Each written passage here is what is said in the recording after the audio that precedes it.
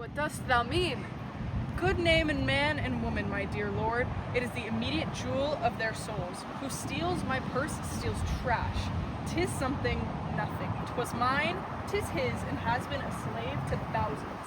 But that he filches from me, my good name, robs me of what not enriches him, and makes me poor indeed. By heaven, I'll know thy thoughts.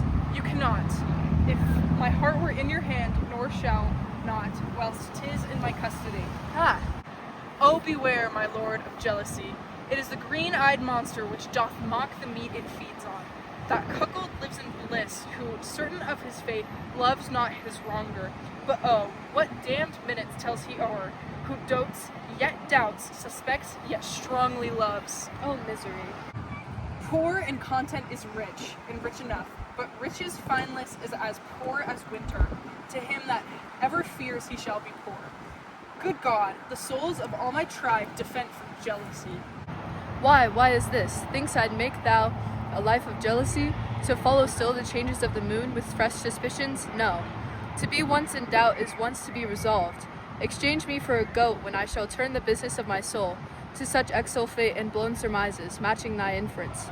'Tis not to make me jealous. Say, my wife is fair, feeds me well, loves company, is free of speech, sings, plays, and dances well. Where virtue is, these are more virtuous.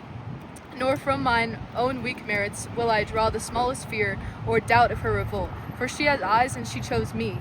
No, Iago, I'll see before I doubt. When I doubt, prove, and on the proof there is no more but this. Away at once with love or jealousy.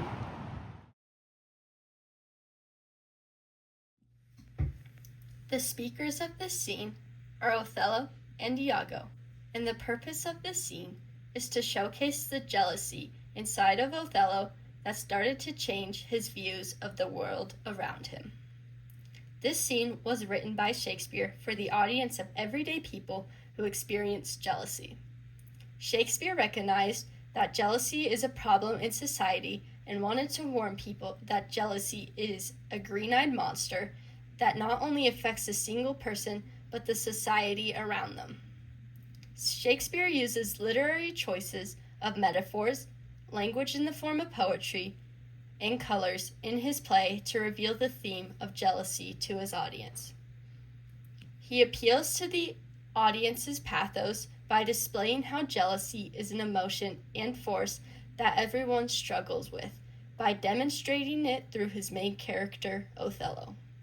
Othello's tone in this scene is unsure, because jealousy is causing him to struggle with his worldviews and starting to falter his faith in Desdemona. Iago's tone in the scene is manipulative, by trying to cause some doubt and jealousy in Othello. Every day, people experience some form of jealousy, but never recognize that jealousy has an impact on the society around them, not just themselves. What we can learn from Othello is that jealousy is a blinding force that not only corrupts an individual, but the community around them. Oh, beware, my lord, of jealousy. It is the green-eyed monster which doth mock the meat it feeds on. But what does that really mean? There are different contexts of jealousy between when Othello was written in 1603 to even looking at jealousy today, especially in the current media. What if Othello has social media? What would he post or be like online? How different would he be in real life versus what his online presence would be? The main point of synthesis that is evident is how jealousy affects Othello, not only his inward thoughts, but also many of his reactions. That's why there's a focus on social media and its effect on jealousy. Dr. Marina Louise wrote an article talking about the role of jealousy and how it may affect relationships. In the article, there were multiple charts that help explain this concept. One chart that we thought was the most helpful to explain how jealousy works with Othello, because many of the same triggers are the triggers that we see throughout the entire story, like romantic relationships. Part of Othello's jealousy comes from the lies that Iago was saying about Cassio and Desdemona, which then caused insecurity in his relationship with Desdemona, leading him all the way to the extreme of murder.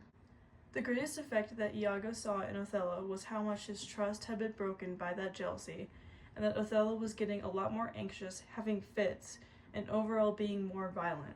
Their relationship wasn't quite the same after Othello caught on to what Iago was doing, breaking their relationship, and jealousy was shown in both men.